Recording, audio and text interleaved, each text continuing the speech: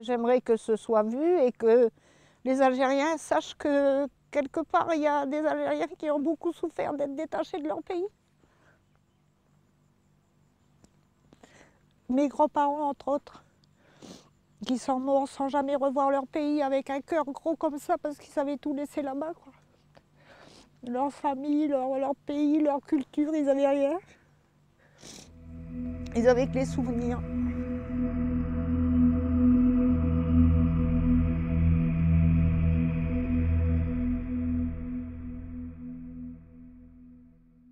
Et que quelque part, si on pouvait revenir en arrière, mais je les mettrais sur un tapis volant ou je ne sais quoi pour pouvoir les ramener.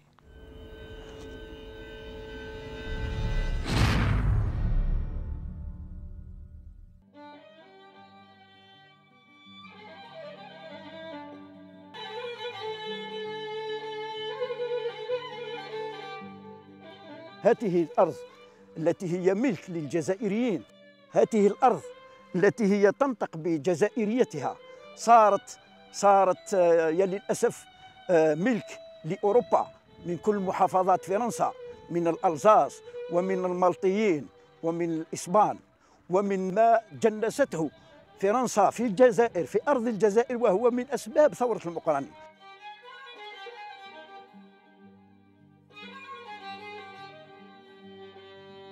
نحن هنا في قلعة بني عباس التي ينتمي إليها الحاج محمد المقراني وأخيه أحمد بومزراك.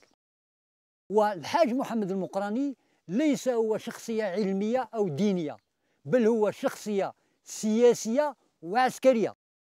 تجمع حوله الشعب في هذه المنطقة، منطقة البيبان، ثم قام باتصال مع زاوية الشيخ الحداد الرحمانية التي لها قوة شعبية يعني عظيمة.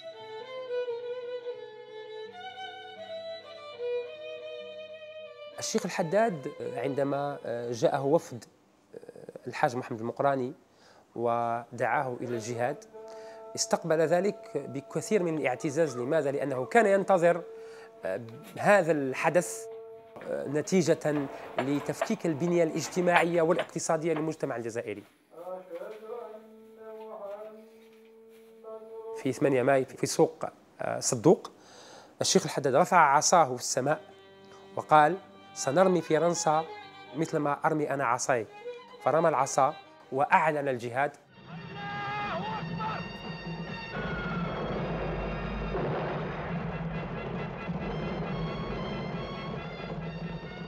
ومن هنا، من هذه الأرض الطيبة، سهول مجانة العتيقة، اندلعت انتفاضة الحاج محمد المقراني والشيخ الحداد.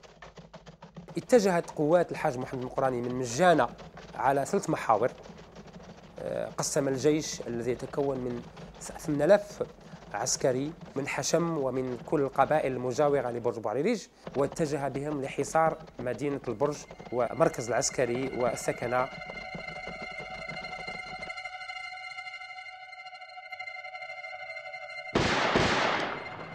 هذا الحصار رغم ما كانت السلطات الفرنسية من معدات عسكرية، إلى أنها واجهت صعوبة كبيرة في اختراق الحصار الذي أداه الحاج محمد المقراني بامتياز.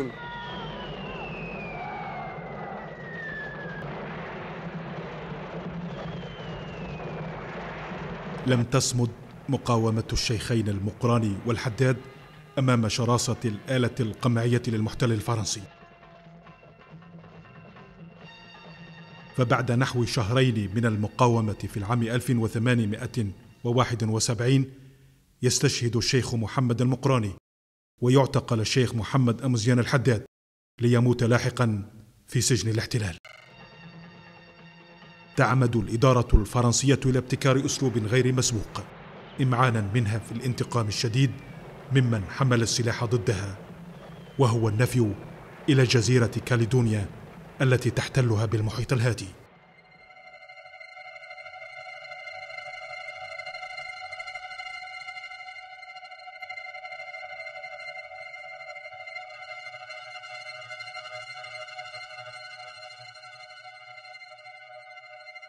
جميع القادة يتقدمهم أبو مزراق المقراني، شقيق الشهيد زعيم المقاومة ونجلاء الشيخ الحداد محمد وعزيز، ينقلون والمئات الآخرون من المقاتلين الأشداء من موانئ فرنسية في رحلات الموت والعذاب إلى كاليدونيا الجديدة بدءا من شهر يونيو حزيران في العام 1873.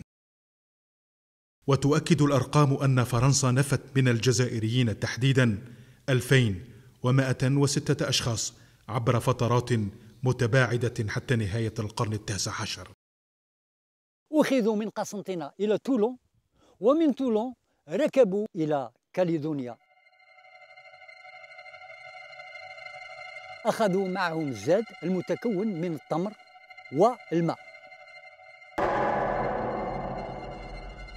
النفي الذي تعرض له القادة وحتى الجنود الأشاوس وحتى شخصيات النافذة والفاعلة في قبائل الجزائرية، لأنه لو تنظر إلى الأسماء التي نفيت من وهران إلى غاية عنابة ومن الجنوب إلى الشمال، كل هذه الشخصيات عندها امتدادات أسرية. فتفتيت المجتمع الجزائري انطلق من هذا التصور الذي أتى به مجموعة من الخبراء الفرنسيين. أول خطوة قام بها الاستعمار الفرنسي هو قتل العلماء والمفكرين، والذين لم يتمكن من قتلهم النظرا لمكانتهم العائلية والعلمية والفكرية داخل المجتمع الجزائري، جمعتهم وهجرتهم إلى كاليدونيا لعزلهم عن العالم ولجعلهم يموتون من خلال الطبيعة التي تعرفها جزيرة كاليدونيا آنذاك. وقبل وصولهم بحوالي 15 يوم نفذ التمر وما عليهم إلا أن يأكلوا أكل البحارة الفرنسيين المتكون من اللحم المملح للخنزير، فرفض الجميع أكل هذا اللحم. هناك من مات من شدة الجوع، وتمت الصلاة عليهم على ظهر الباخرة والقوا بهم في البحر.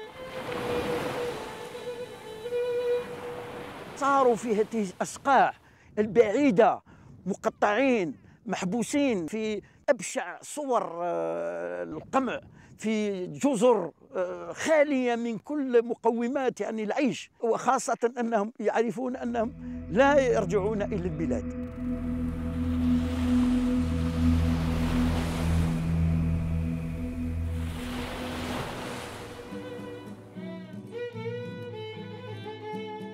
Donc nous sommes ici à l'endroit même où les Algériens déportés et transportés sont arrivés pour purger leur peine.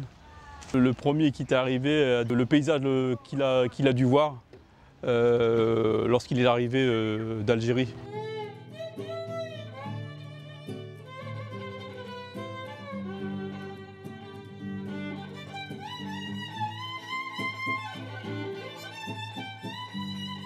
كاليدونيا الجديدة وعاصمتها نومية، مستعمرة فرنسية في قلب المحيط الهادي شرق أستراليا على مساحة 19,000 كيلومتر مربع.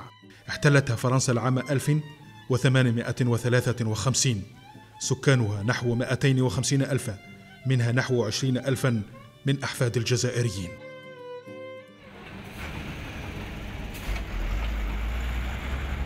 سعت فرنسا إلى تشييد عمران ذي وجه غربي بسواعد المنفيين المقهورين الجزائريين كما الفرنسيين الثائرين فيما يعرف آنذاك بثوار بلدية باريس في العام 1871.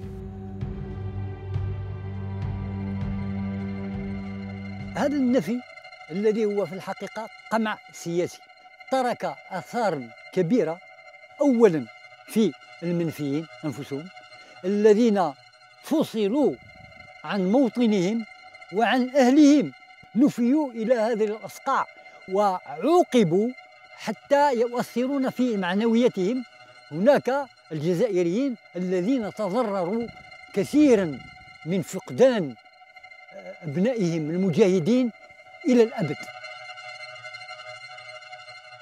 Eux sont arrivés ici dans des conditions que l'on retrouve à travers des reportages plus que difficiles. On a même dit inhumaines. Ça a été des choses qu'on n'imagine pas. Mais vous savez, nous on découvre. Moi-même, je suis issu de grands-parents algériens, puisque mon grand-père était venu ici comme déporté. Donc je ne porte pas le nom parce que comme je l'ai expliqué parfois, je suis le fils de ma mère qui était une fille Rama Ben Ammar et de son père qui était déporté. Et bien entendu, je porte un nom français puisque mon père était français. Aujourd'hui, c'est grâce à vous, c'est-à-dire c'est grâce aux images, c'est grâce aux historiens, c'est grâce à la recherche qu'on est capable de montrer aux générations comme la mienne, mais aussi comme celle de mes enfants, qui, vous savez, si vous ne cherchez pas à apprendre, vous ne savez pas. Mon père qui n'avait jamais connu l'Algérie, mes oncles, ils n'avaient jamais connu l'Algérie. Mais quand vous les entendiez parler de l'Algérie, mais c'était le plus beau pays au monde. Alors que c'est vrai que c'est beau, mais c'est le cœur qui parlait, c'était pas plus qu'autre chose, quoi. L'histoire un petit peu du grand-père Ali Ben Ahmed. Il a beaucoup souffert, il a beaucoup travaillé. La vie était très dure. Maintenant, la souffrance du bagne, comme tout le monde, quoi. On ne leur faisait pas de cadeaux, bon, c'est sûr. Mon père me racontait de l'histoire des vieux. On leur faisait creuser leur tombe et on les jouait au cartes. Et puis on les faisait coucher dedans et puis on leur foutait comme on dit, une balle dans la tête, quoi. Surtout fait par les Corses qui étaient, il paraît, très très durs, les Corses.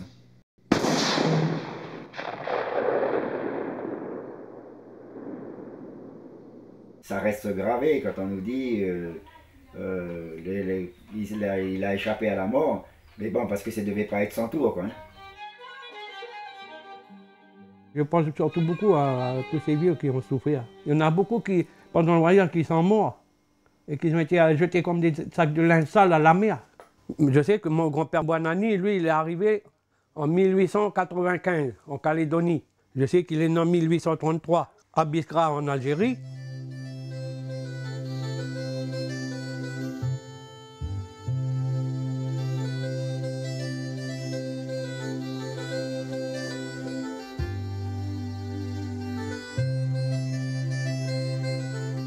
Ils ont fait leur peine, et ensuite on leur a dit voilà ce que vous avez, un morceau de terrain, puis vous faites. Vous vivez, vous survivez, vous débrouillez, mais vous ne retournez pas chez vous. J'ai raconté l'histoire que mon grand-père voulait partir en Algérie. Comme il travaillait, il a vu qu'il y a assez d'argent. Il a dit à ma grand-mère, on va partir en Algérie. Ma grand-mère, elle était enceinte d'1 mois par là, environ. De mon père. Avant, il n'y avait pas de quai, c'était à Nouville, le quai à l'île Nou, là-bas. À Nouville. Quand ils sont arrivés là-bas, ils sont montés sur le bateau, ils ont payé leur voyage. Et puis mon grand-père, il est tombé malade. Ça fait que mon grand-père, ils l'ont hospitalisé. Et puis il est mort à l'hôpital, là-bas, à Nouville. Ça fait que ma grand-mère, elle a dit qu'est-ce que je vais aller faire en Algérie, je ne connais personne. Elle est revenue en Essadio. Mais enfin, on est algérien quand même, et on est fiers d'être algérien. Ah oui, l'Algérie, c'est tout.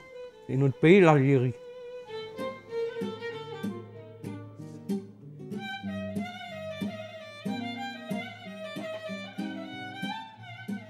Le plus d'Algériens en Nouvelle-Calédonie, c'est sur la région de Bouraï. Bouraï, c'est environ. Ensuite, il y en a un peu à Nouméa, il y en a un peu dans le nord sur Koné-Point-Bout, et un peu sur Yaté. Voilà à peu près ce qui est dans les quartiers, qu'ils habitent encore les Arabes.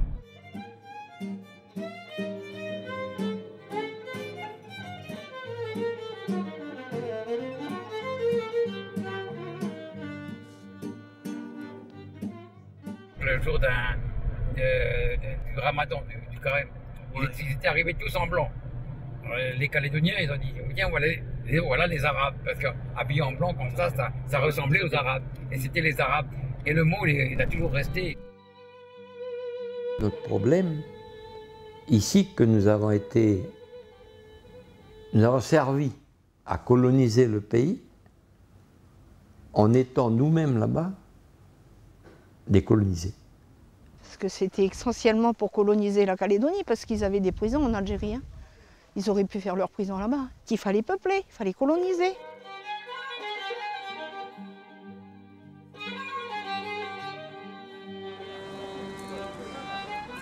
الأحفاد في كالودينا لهم الحق أن يرفعوا دعوى أمام الرأي العام الدولي لهذه الجريمة التي ارتكبت ليس باتجاه المادي كما يفكرون الآن، وإنما للتاريخ وللجريمة التي وقعت في حقهم وفي حق أصولهم، ولا تموت هذه الجريمة بالتقادم.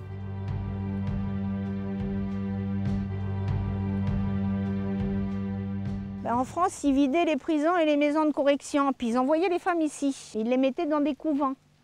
Ils étaient gardés par des bonnes sœurs avec le revolver à la ceinture. Et puis ces gens, ces Arabes, là, comme mon grand-père qui était libéré après, ils allaient chercher une femme dans ces couvents-là. Ils la voyaient 2 fois un quart d'heure, une fois aujourd'hui, une fois la semaine prochaine, et puis ça y est, emballé, c'est pesé. Et c'était toutes des Françaises, il n'y avait pas de femmes arabes. C'était que des hommes, et qu'il n'y avait pas la femme. Or, la femme, quand même, quelle que soit la société, a un rôle important, ne serait-ce que dans la cuisine, ne serait-ce que dans l'éducation, de conserver des coutumes. La famille de ma mère, la famille de mon père vivaient à Nessadiou, et je pense que les relations ont toujours été bien. Moi, je sais que mon père, quand il se levait, il nous disait, le matin, vous êtes les Arabes, vous êtes les plus beaux, vous êtes les plus forts. C'était des gens qui étaient vraiment algériens. Ils n'ont jamais donné des noms français à leurs gosses. Mais il y en a beaucoup qui ont donné des noms français. Ça fait qu'on avait perdu. Et puis pour aller à l'école, pour être mieux vu, il ne fallait pas monter des noms français arabes et puis être plutôt chrétien. Vous savez comment ils ont survécu? C'est la solidarité qui les a aidés, sinon ils seraient tous morts. C'est la solidarité, il y en a un qui tuait un bétail, il distribuait. L'autre, il avait un régime de bananes. C'est toujours resté à Nessadiou d'ailleurs. Jamais vous jetez quoi que ce soit. Vous en faites profiter les autres. Le partage, c'est ça qui les a aidés. Il n'y avait pas d'argent. Personne n'avait de l'argent, rien ne se vendait. C'est la solidarité qui les a sauvés. Sinon, il en aurait pu. Je crois qu'il faut louer le fait qu'une partie, il y a toujours des pionniers quelque part, et chercher à retrouver ses racines, puisqu'on les a. Donc, et ce travail qui est lent, qui est difficile, à mon avis, porte ses fruits, parce qu'aujourd'hui, tout le monde parle aujourd'hui de culture. Les Mélanésiens disent, voilà, on a une culture, nous, les Wallisiens, les Vietnamiens, donc nous, il n'y a pas de raison qu'on ne cherche pas nos racines et qu'on ne cherche pas à renforcer ces liens.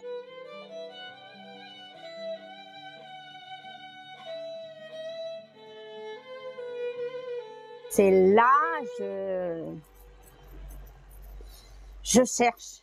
Il me manque quelque chose. C'est mes racines. C'est comme si que c'était un arbre qu'on avait penché et les racines sortaient. Il faut que, voilà, que ça revienne.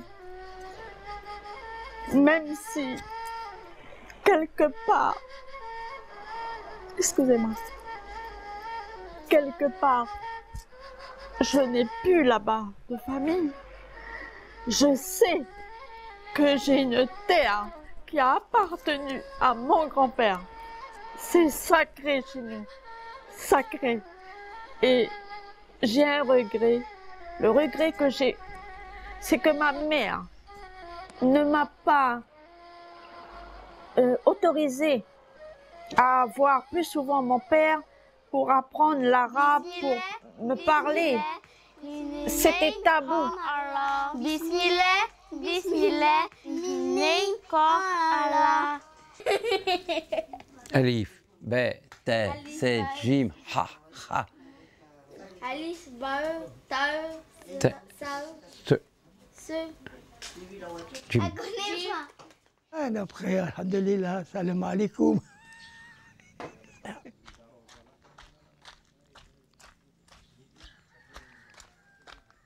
C'est pas haram. التوتي والتوتي قلت له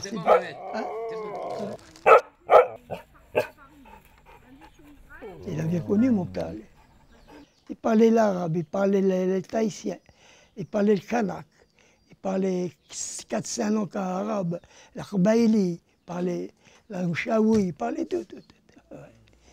Aïe, aïe, aïe. Moi, je ne sais pas estimer, hein, parce que moi, je le dis franchement, hein, je suis arabe, j'ai une goutte de sang peut-être arabe, mais c'est de l'arabe qu'il y a là-dedans, c'est pas d'autre chose.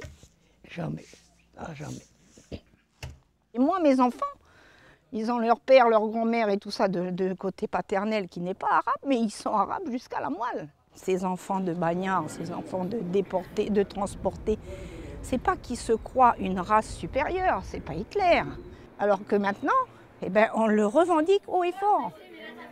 Alors même si on vous dit, bah oui, mais tu dis que tu es arabe, mais tu as des souches métropolitaines et ça, non, non, je suis arabe, je suis Ali Majan, né Abdelkader Bouanani, je suis de souche arabe, je suis de la vallée de Nessadio et j'en suis fière. Nous, on s'est fait traiter de sale bico à l'école. Nous, nos générations, bon, ou les fils de bico, ou les fils de chapeau de paille. Bon, ça, ce sont des humiliations que nous avons subies. Mais ce n'était pas un choix. Le pire dans tout ça, c'est que moi, les gens qui étaient racistes avec moi, ils avaient la même couleur de peau que moi. Si l'autre, il est jaune, il est noir, il n'est pas de la même couleur, vous vous dites, bon, ben, on est différents. C'est normal qu'ils m'en veuillent, mais non, ils avaient la même couleur de peau que moi, ils me traitaient de sale race.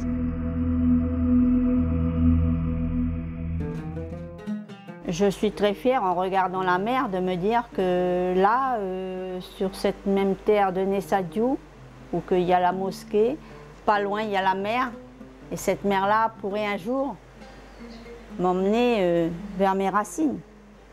Comme mon père a fait le sens contraire, de l'Algérie jusqu'à là, mais dans des conditions inimaginables, inhumaines.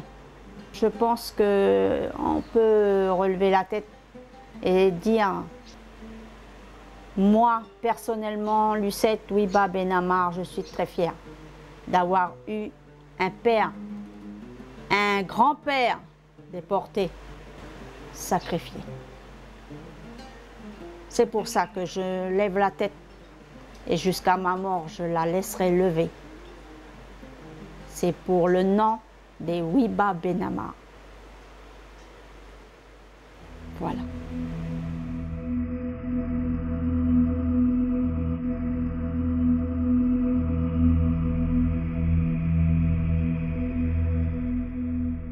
On n'apprenait pas l'histoire de l'Algérie ou d'autres pays, c'était simplement l'histoire des Gaulois et nos ancêtres les Gaulois et la France, et moi ça me gavait. Moi j'ai décidé, entre-temps, comme j'ai trouvé mon oncle, j'ai pris l'initiative personnelle de partir retrouver la famille en Algérie, à l'Elma. Je suis partie vraiment à l'aventure parce que je ne savais rien, et donc j'ai pu retrouver ma famille. Et je suis arrivée dans l'inconnu, bien sûr, mais c'était fort. J'ai fait le voyage, quelque part, le voyage symbolique d'une vie. Et au moment où la côte d'Alger est apparue au hublot, mais vous n'avez pas idée de la douleur qui est venue là. Une douleur que je n'avais jamais ressentie. Je ne connaissais pas cette douleur-là. J'avais envie de hurler à regarder Alger la Blanche. La première chose que j'ai vue de l'Algérie, c'était Alger la Blanche. C'est-à-dire la première chose, c'est la dernière chose que mon arrière-grand-père il a vue avant d'être foutu à fond de cale.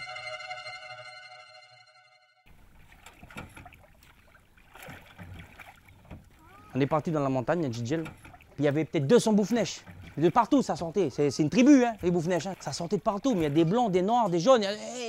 Il dit ça, c'est un Boufnèche. Hein. Oh, et là, on arrive. Et là, il bloque. Et puis le vieux fait que ça canne. Ça. Là, la plateforme qui est là, avec le caillou au milieu, ça, c'était. À moi, il regarde mon père, normal. Ça, c'était ton grand-père. Ton grand-père qui a été déporté en Algérie, c'est là qu'il habitait. Mais il ne reste plus que la plateforme. Et là, ben, on s'est assis tous les trois. Hein. Il y a une émotion très forte. Parce que là, on peut dire que nous, on demande là, quoi. Il y a une source qui coule dans la montagne. Et là, les mecs, ils viennent chercher l'eau, tout. Et c'est la source des Boufnèches. Donc, on a bu à la source. Et là, je peux te dire, quand tu bois là, tu dis, il y a quelque chose là. Là, tu sens quelque chose passer dans tes veines.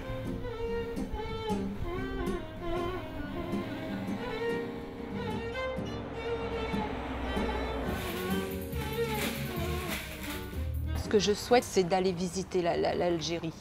J'aimerais retrouver des liens, retrouver des descendants de mon arrière-grand-père. Je me chercherai toujours au niveau de l'identité et tout. Il me manque une partie de mon histoire.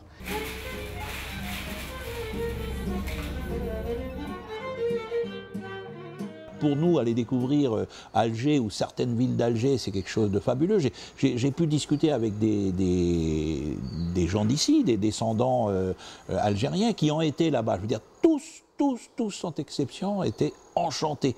Je pense que ça pourrait être la même chose pour ceux qui pourraient venir nous voir.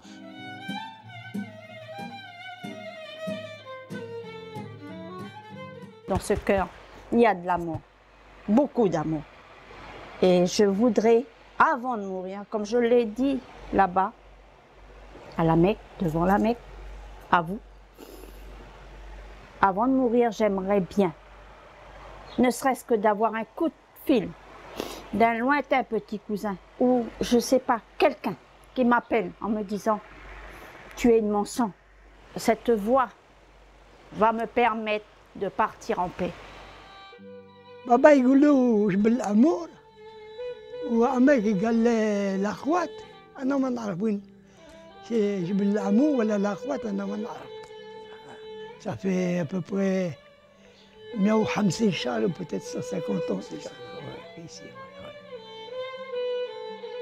Je me suis battue comme je suis allée pour obtenir le passeport.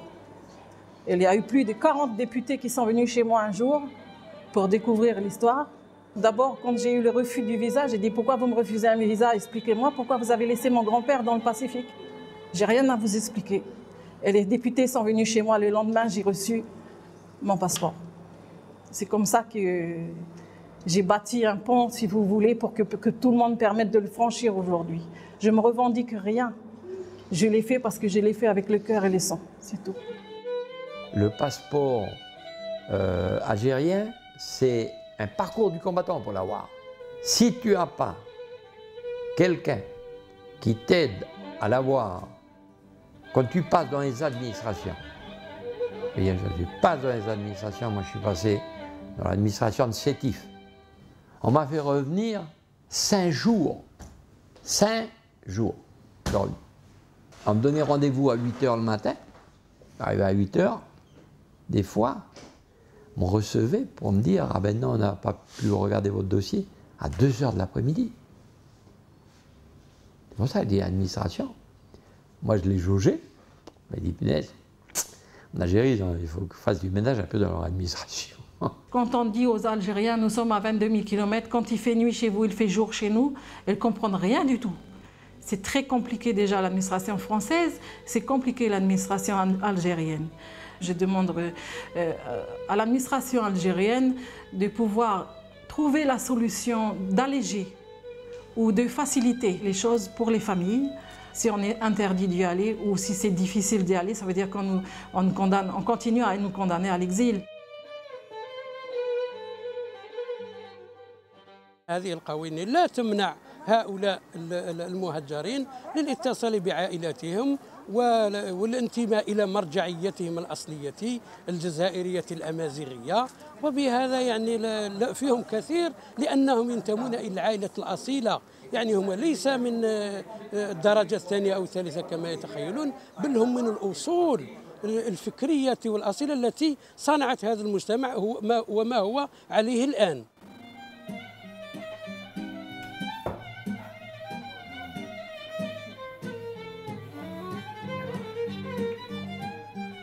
Je suis extrêmement reconnaissant aux gens de Bourail, de Nessadiou, à l'association, d'avoir su maintenir la flamme. S'il n'y avait pas eu tous ces vieux-là qui ont maintenu, il n'y aurait pas eu tout ce qu'on vit là.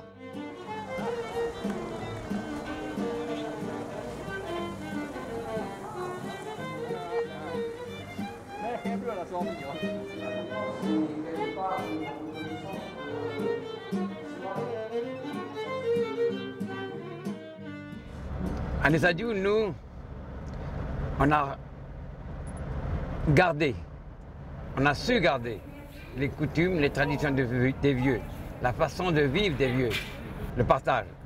C'est-à-dire que lorsque, par exemple, à 11 h, il y a des gens qui arrivent parmi nous, eh bien on partage. Même qu'il n'y a pas assez, mais on fera le nécessaire pour que tout le monde puisse manger. On a gardé ces coutumes par rapport à l'islam. L'islam a fait beaucoup, parce que dans tous les autres villages où l'islam a disparu des descendants d'Algériens, ils n'ont pas gardé ces coutumes-là. Ils n'ont pas les mêmes traditions. Ma passion pour le cheval, j'arrive à la vivre, c'est bien grâce à lui, à mon père et à mon grand-père. Aujourd'hui, donc, je suis bien sur les terres de mon grand-père. Donc, voilà, je peux que lui rendre hommage. Même de nos jours, on retrouve beaucoup de descendants d'Algériens qui ont des liens avec le cheval. C'est des personnes qui ont contribué longuement à l'élevage et au développement du sport hippique en Calédonie.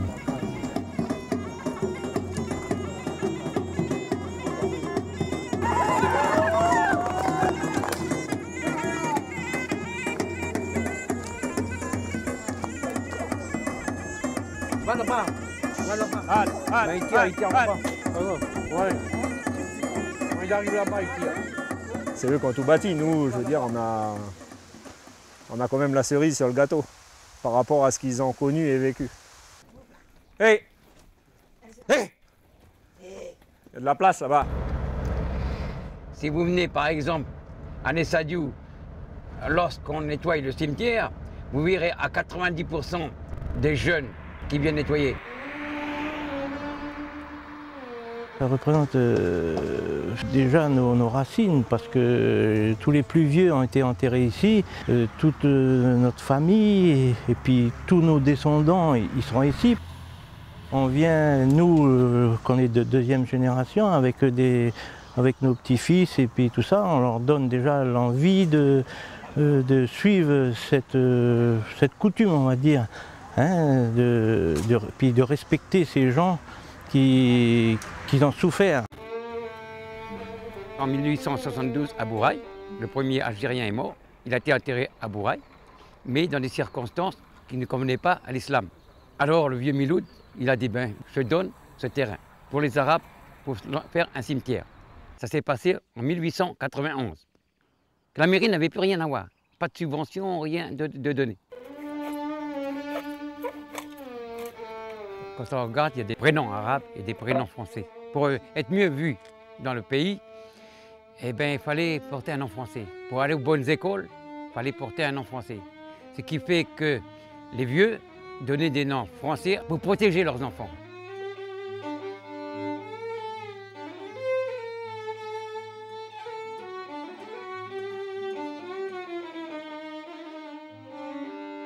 Nous, notre génération, bon, ben, on était des fils de bagnards, des enfants de bagnards.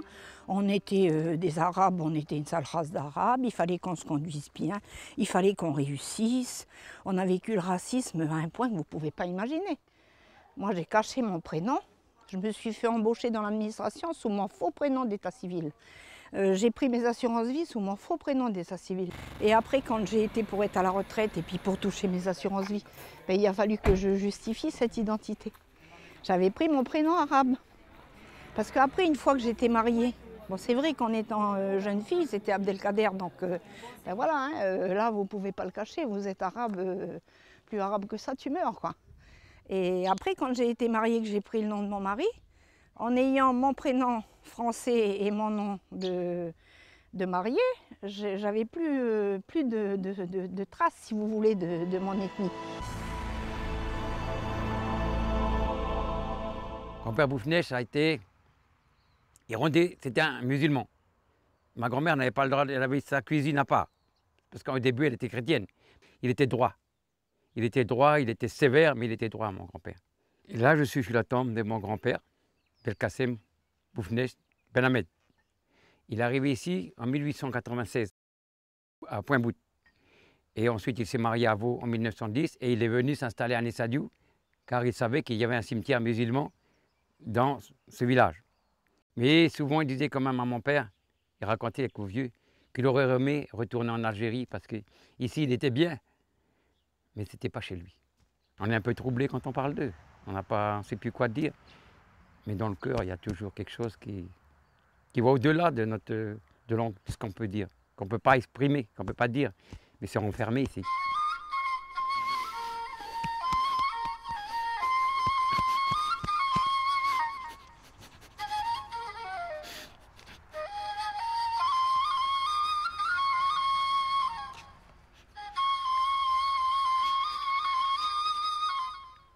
Et là où il y a mon père Taïeb aussi.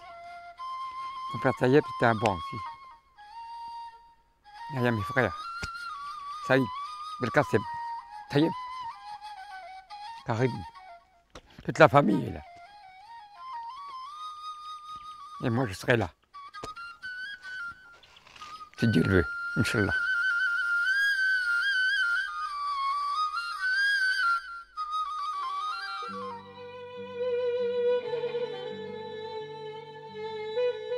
Mon grand-père maternel, il s'est fait condamner à la place de son frère. Mais son frère, quand il s'est vu mourir en Algérie, il a appelé ses enfants et il a dit, si vous avez l'occasion de raconter à nous, ses descendants, dit mon frère, il doit être mort, que finalement c'est eux qui devraient être ici et nous là-bas. Mais il n'a jamais dit à sa famille. Il chantait, il avait une flûte, il chantait le soir au crépuscule quand il avait un peu le cafard. J'ai été condamné, je suis innocent, j'ai été condamné à la place d'un autre, mais il n'a jamais dit que c'était à la place de son frère.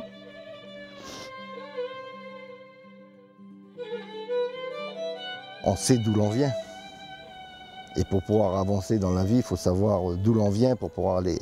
Même dans 2 ou 3 générations, ça sera la même histoire. On ne pourra pas la changer. Elle est écrite comme ça et elle restera.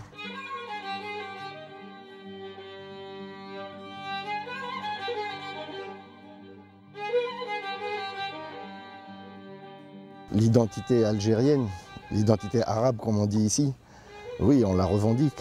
Elle est toujours présente en nous.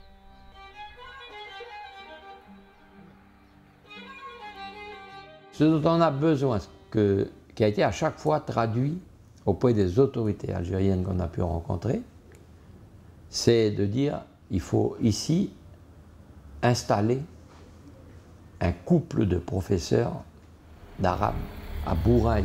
Parce que la population algérienne, lorsqu'elle a été libérée, elle a été à 90% libérée à Bouraï.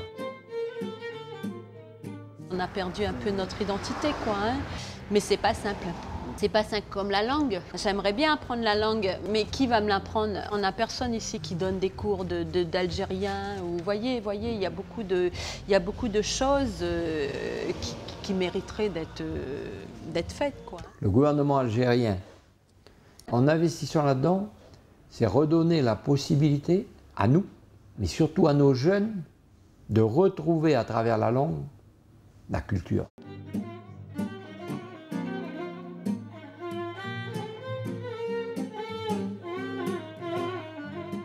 On aimerait beaucoup avoir notre identité algérienne. Ça nous tient beaucoup à cœur de pouvoir repartir au pays, de vivre là-bas, de rester là-bas, avec la famille, les enfants. Et c'est un grand combat. Alhamdulillah, c'est notre combat et Inch'Allah, on espère pouvoir réussir à retourner au pays. Cette envie est toujours aussi forte, je pense, peut-être pas aussi forte que l'arrière-grand-père, comme on n'a pas vécu les mêmes choses, mais bon, on se sent étranger dans ce pays. Et c'est pour cette raison que, en plus, pour ce qui est du Coran, c'est un Coran symbolique. Mais de nos jours, l'identité revient, la fierté d'être arabe revient. Les gens redonnent des noms arabes à leurs enfants, ils ont repris la religion. Maintenant, il y a beaucoup qui font le carême, qui font le ramadan, qui font beaucoup de choses, qui vont faire le hajj à la Mecque. Et ça veut dire que notre communauté a repris espoir. Aujourd'hui, on participe à la vie active. Vous avez dans l'agriculture, chez les fonctionnaires, dans les commerces, dans le service à personne, dans les industries, un peu dans tout corps de métier. Il y a des descendants qui ont bien réussi.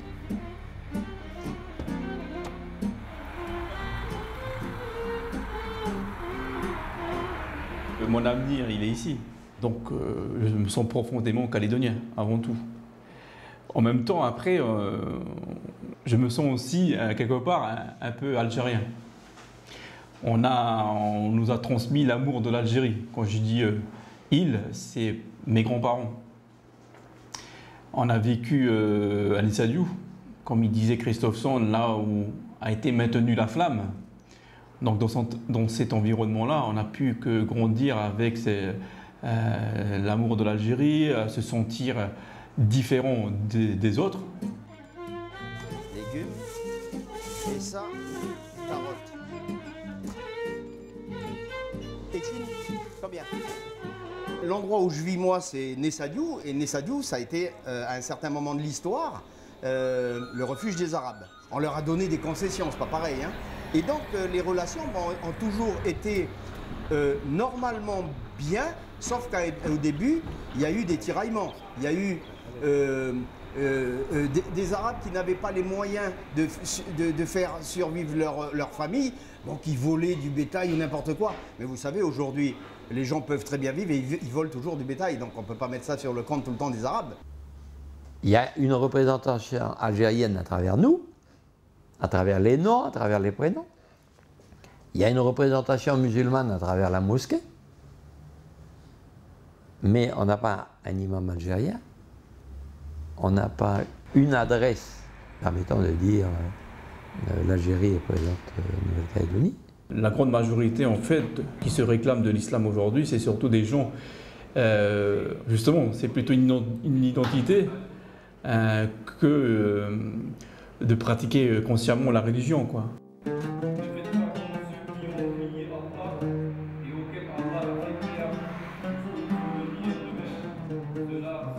Je fais le devoir ici toujours. Zohar c'est midi, Assar c'est 3 heures, Maghrib c'est après Isha le dernier. Ouais.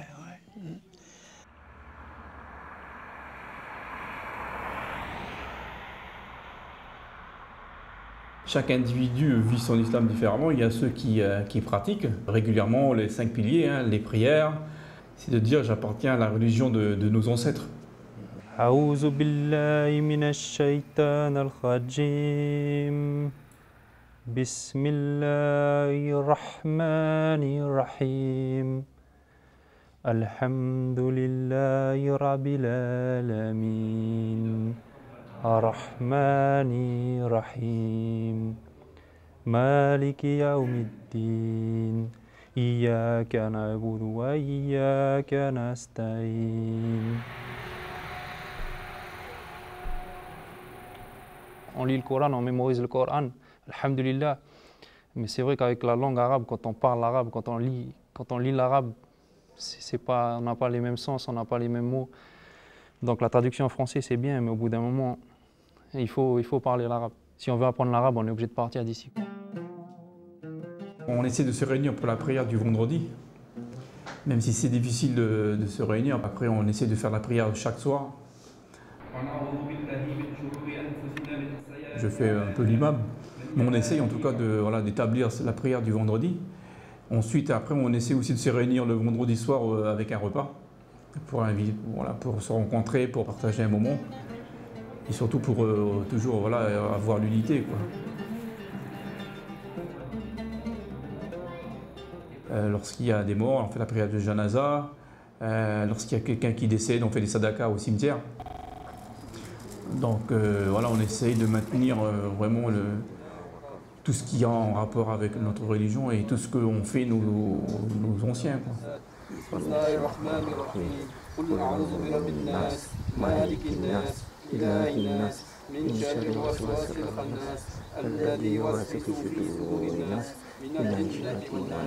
Ici en Nouvelle-Calédonie, donc je dirais la majorité religieuse, c'est une majorité chrétienne. Et donc les Arabes musulmans sont une très petite communauté au départ.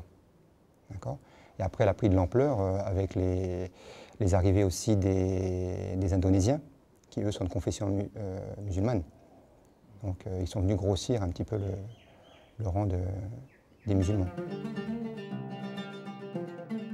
Grâce à l'islam et grâce aussi à cette fierté des descendants d'Algériens, on est encore un village qu'on nous appelle la Petite Afrique. Et j'espère qu'on va refaire des demandes et recontacter le président de France pour qu'ils essayent avec l'Algérie de faire qu'on ait une communauté, qu'on est reconnu dans le monde, qu'on a une maison, comme on appelle la maison de la Calédonie en France, la maison de l'Algérie en Calédonie. Voilà, moi, ce que je voudrais, avant de mourir, qu'on est en Nouvelle-Calédonie, pour les enfants, pour notre communauté.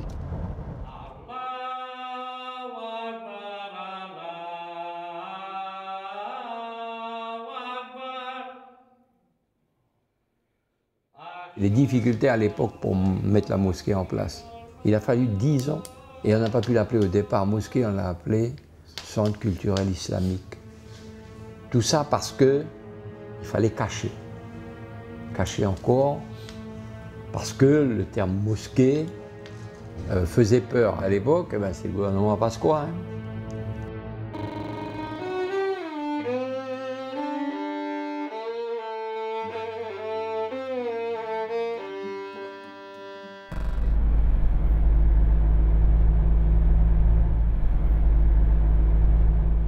Je suis étonné qu'après 150 ans, on est encore en exil, qu'on a la religion, qu'on a cette fraternité entre nous, et puis surtout que maintenant de l'étranger, qu'on vient nous reconnaître. Beaucoup, et on demande à l'Algérie aussi de nous reconnaître un peu plus, parce qu'on a beaucoup de problèmes.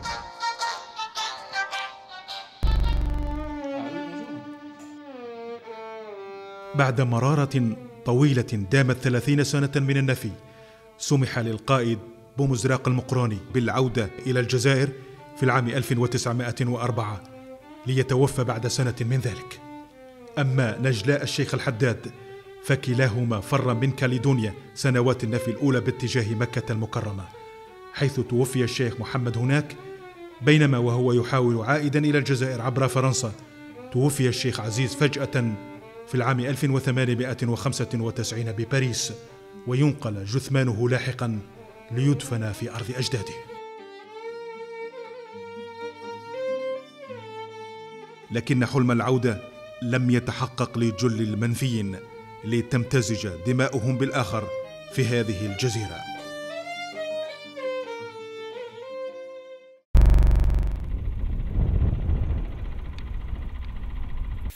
On était également des déportés, ou comme on disait des bagnards, des deux côtés. C'est-à-dire, des deux côtés, nous sommes en Nouvelle-Calédonie issus de cette époque coloniale.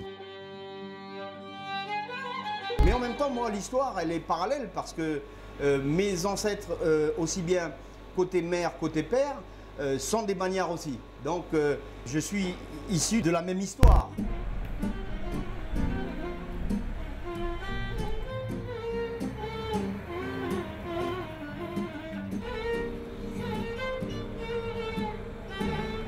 Les Arabes, c'était presque des déportés politiques, c'était pas des délinquants ni quoi que ce soit, hein, quand même. Hein. Et nous, par contre, nos parents, c'était quand même des gens qui étaient délinquants, qui ont certainement fait des bêtises qu'on ne connaît pas trop, et qu'on ne cherche pas trop à savoir non plus, parce que on ne va pas toujours vivre sur le passé non plus. Hein.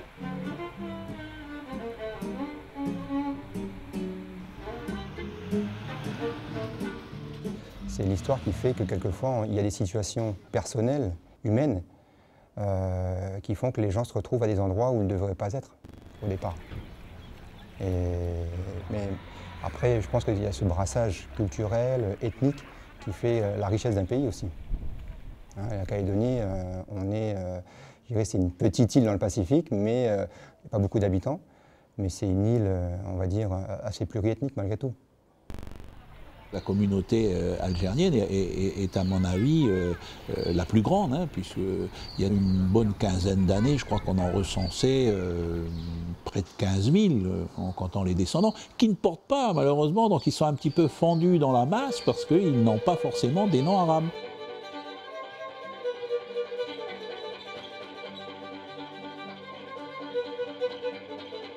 C'est des photos que les familles, les vieux, parce qu'en fin de compte, à l'époque, les photos, n'étaient pas trop acceptées par les vieux arabes. Mais notre famille, à nous, ils ont fait des photos.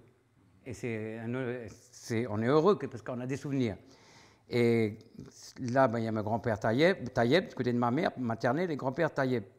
Et dans ce livre, ça explique un peu notre histoire, ce qu'on a fait après quand ils étaient là, mais quand ils sont partis. Ce livre, pour moi, il a une grande valeur. Et il y a des photos de tous les vieux que j'ai pu retrouver. Et il y en a beaucoup qui viennent le regarder.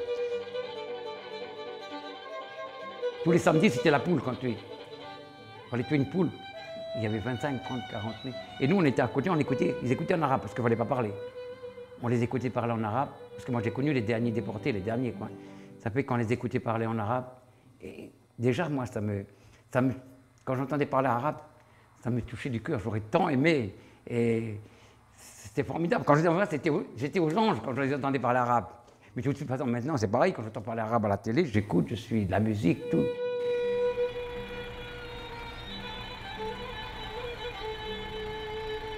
Bouffnech a fait encore quelque chose de bien. Il avait du terrain. Et à l'époque, il n'y avait pas d'école. Une école, comme vous dites pas. L'administration, elle est venue, elle lui a demandé « Est-ce que vous voulez pas céder un terrain pour faire une école ?» Et il a recédé à l'administration un terrain de 5 hectares pour que les enfants puissent aller à l'école. Et dernièrement, on a fait faire une plaque à cette école, école de Nessadio, 1927, terrain cédé par Bouffnech Belkacem Ben Hamid.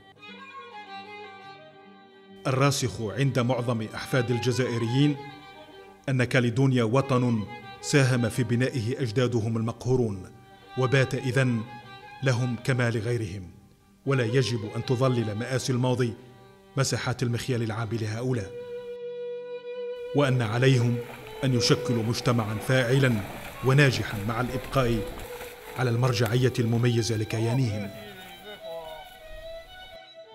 Ce que tous nos vieux ils attendent de nous, collectivement dans ce pays-là, c'est que on envoie au reste du monde une image d'espoir. Une image de dire que chacun peut garder son identité, parce que je crois profondément à un besoin d'identité pour être bien dans sa peau, mais que ces identités peuvent se juxtaposer et vivre paisiblement les unes avec les autres dans le XXIe siècle sans avoir nécessairement à se confronter et à, j'allais dire, à guerroyer les unes contre les autres.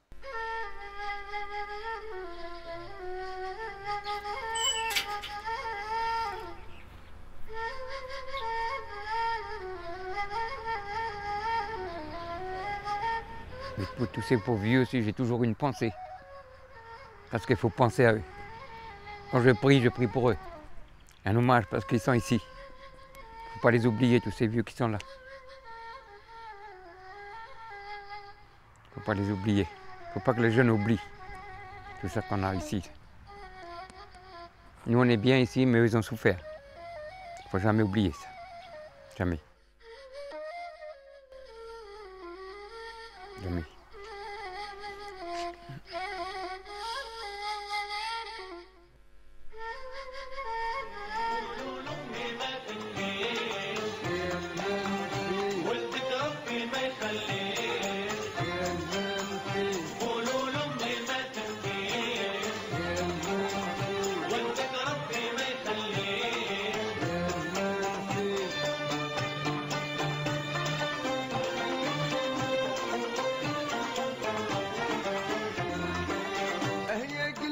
وشدك تعيد او الصوفة دايما كيف او جميلة معمرة بالماء او القلب عوى فيها